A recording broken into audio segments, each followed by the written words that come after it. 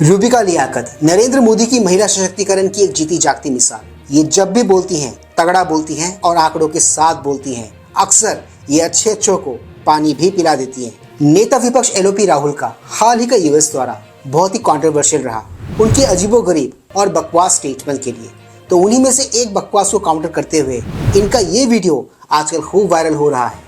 और उनके इस वायरल वीडियो में उन्होंने नेता विपक्ष एलओपी राहुल के मुंह पर फैक्ट्स और आंकड़े फेंक फेंक कर मारे हैं और चुन चुन कर मारे हैं। वहीं उन्होंने उन्हें खूब खरी खोटी भी सुनाई है।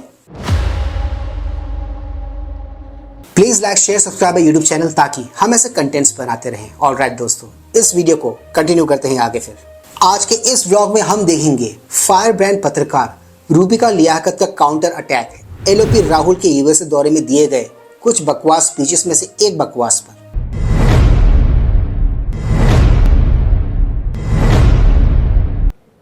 अगर बीजेपी की सोच महिलाओं को घर में बिठाने वाली होती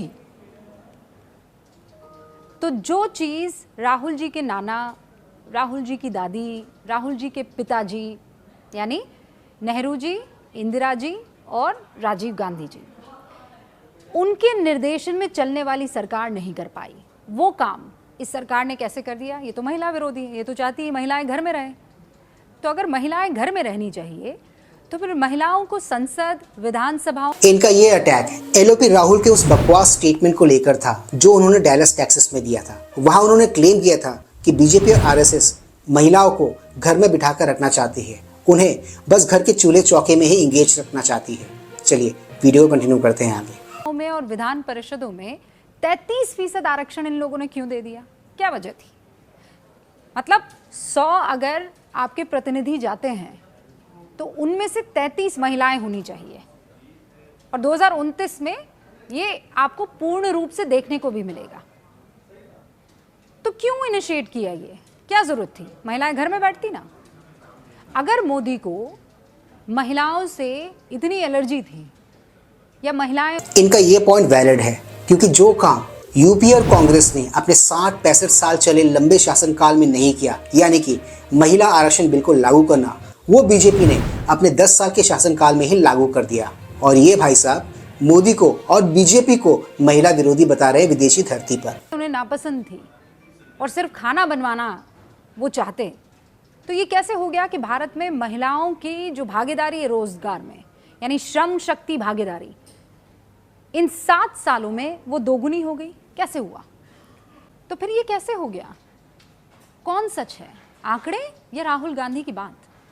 तो अगर सरकार महिला विरोधी होती, एक और आंकड़ा, तो फिर जब पहले की सरकारें थी, एक कहावत है अंग्रेजी में, थिंक बिफोर यू स्पीक, यानी कि बोलने के पहले सोच लेना चाहिए।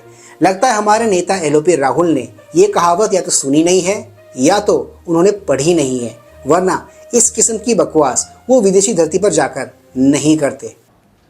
तो सेक्स रेशियो तो उस हिसाब से बहुत बढ़िया होना चाहिए था। उस पर क्या होता है कि भाई एक इलाके को लिया जाता है, वहाँ प्रति 1000 पुरुषों पर कितनी महिलाएं हैं, कितनी बच्चियाँ पैदा हो रही हैं, कितने बच्चे लड़के पैदा हो रहे हैं।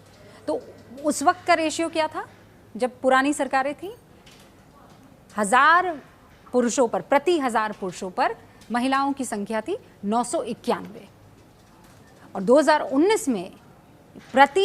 इनका ये पॉइंट एक वैलिड पॉइंट है क्योंकि सेक्स रेशियो में एक बहुत बड़ा डिफरेंस था कांग्रेस और यूपीए शासन काल में, जो मोदी सरकार के अंडर में बेहतर हुई, अच्छी हुई। और अगर आंकड़ों की बात करें तो बीजेपी का परफॉर्मेंस कांग्रेस और यूपीए से इस पर्टिकुलर टॉपिक पर, इस पर्टिकुलर सब्जेक्ट पर बहुत ही बेहतर है, बहुत ही अच्छा है। और ये चले हैं बीजेपी को महिला विरोधी साबित करने। 1000 पुरुष, ये संख्या महिलाओं की होगी 1020, यानी हालात में परिवर्तन हुआ, सोच में परिवर्तन हुआ। महिलाओं के आत्मसम्मान के लिए उन्होंने कहा कि अगर पैसा देना ही है मकान बनाने के लिए तो महिलाओं को दो, मकान उसका, वो घर की मालकिन।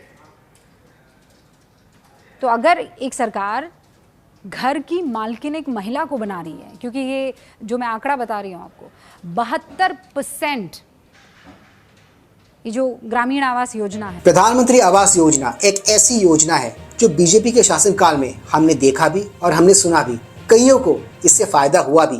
कांग्रेस और यूपीए काल में मैंने कभी भी इस किस्म की योजना के बारे में ना तो सुना और ना ही देखा।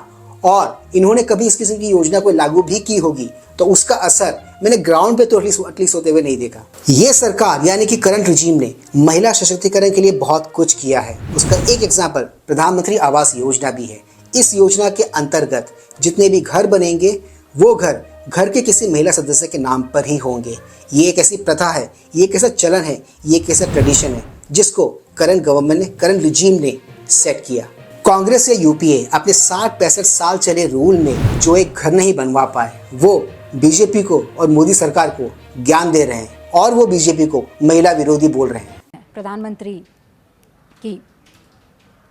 प्रधानमंत्री आवास योजना जो ग्रामीण इलाकों में वो 72% महिलाओं के नाम पर घर मिला है। पहली बार ऐसा हुआ है कि महिलाएं इसे एंजॉय कर रही है, सेलिब्रेट कर रही है कि मेरे नाम पर मकान है, मैं घर की मालकिन हूँ। और महिला अधिकारियों की बात कर लीजिए, चलिए ये तो रूरल इलाका हुआ।